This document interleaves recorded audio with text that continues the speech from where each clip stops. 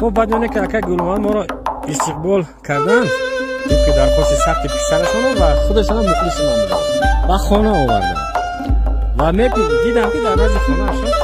اونجا سمایی کنی معرف کنیم چهل شد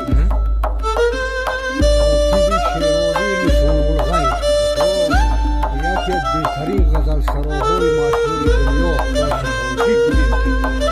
از خانه برای همه من سوختم با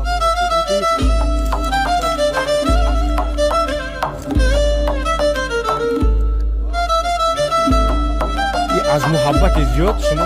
از زیاد من حافظ قدیار بزرگوار من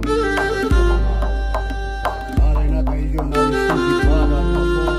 که من در زمین مجو